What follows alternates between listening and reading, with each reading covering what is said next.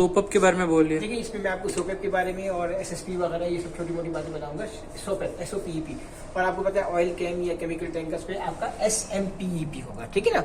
Ship और oil pollution emergency सही plan आपका है, वो मेरीन इमरजेंसी SMPEP होगा, ठीक है ना। देखिए है क्या, आइटम्स लेबल एफिशिएंटली, ठीक है, रिटर्न प्रोसीजर्स जो है लिखे होने चाहिए और प्रॉपर्ली सिक्योर होना चाहिए। 4-5 चीजें जो उससे लिखी हुई है, देखिए देखिए नीट एंड क्लीन है। अब आप ये देखिए, mixed with other ship store कभी नहीं होना चाहिए, ये बड़ी प्रॉब्लम करता है। फिर आपका हर महीने हम क्यू अफसर को बोलते हैं कि वो एक लिस्ट लगाते हैं। जब लिस्ट लगाते हैं उसका फायदा क्या होता है कि आपको अपने जहाज के सोपेप इक्विपमेंट्स के बारे में कंप्लीटली रिपोर्ट होती है कि इस वक्त कौन सी चीज मिसिंग है, ठीक है सर। और फिर ये होता है risk of miss use of equipment, तो इससे फिर कोई आदमी मिस यूज नहीं कर सकते, आपके पास प्रॉपर इन्वेंट्री होती है। अब आप आ जाए जरा ये वाले इसमें, इस पोस्टर में अगर आप देखें कि बिटर आपको पता है इमरजेंसी में ये हमको इसकी जरूरत पड़ती है। सबसे पहले ये वेल मार्क होने चाहिए और वहां पर आपका हैमर अवेलेबल होना चाहिए। आप ये देखें, एक्सटिंग्विशर भी है और इमरजेंसी की पूरी मार्किंग है यहाँ पे लिखी हुई है।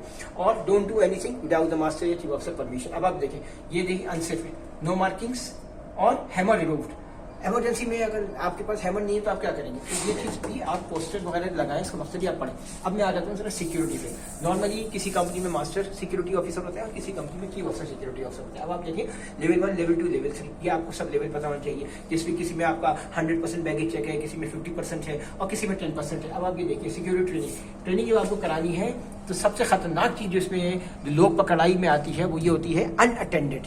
अगर ये अनअटेंडेड है तो आपका CSO या PFSO या कोई भी आकर पहली रिमार्क लिख देगा, आपका जहाज उसी वक्त फेल है। तो आपको हमेशा अटेंडेंट, फिर baggage search as per the security level वो होना चाहिए, मेजर सिक्योरिटी रिस्क वो पता होना चाहिए आपको, और सस्पिशियस पैकेज वगैरह जो है उसको आपको चेक करना है। ये आपकी गुड प्रैक्टिस है, ठीक है सर। सिक्योरिटी मॉनिटरिंग, इसमें देखें आपको प्रॉपर वॉच करना है, सिक्योरिटी लॉग्स मेंटेन करना है, एक्स्ट्रा लाइटिंग होनी चाहिए, एफिशिएंट वॉच मेंटेन होना चाहिए, ये सब चीजें हैं। मैं बेसिकली मैं आपको उर्दू में इसलिए बता रहा हूँ ताकि लोग पढ़ें, अगर नहीं पढ़ रहे तो कम से कम सही। एंटी पायरेसी में आपका एंटी पायरेसी गेट हमारे पास सिटाडेल होता है। नॉर्मली वो आपका स्टीयरिंग गियर में होता है सिटाडेल की अलग अरेंजमेंट्स हैं। उसमें आपके पास जो है VHF भी होना चाहिए, उसमें आपके पास मुख्तलिफ किस्म के सिक्योरिटी मेजर्स वगैरह होने चाहिए, जिसमें आपके पास सेटेलाइट फोन है, ये सब चीजें होनी चाहिए, ठीक है ना। अब आप ये देखिए सारी चीजें एक्स्ट्रा आपके पास डमी वगैरह जो है वो भी आपको बाहर रखनी है। ये देखिए इन्होंने कैसे डमी की हुई है। और उसके बाद डुअल लैश ओपन का प्रोसीजर है और मेजर सिक्योरिटी रिस्क जो है उसके तरीके यहाँ पे, ठीक है।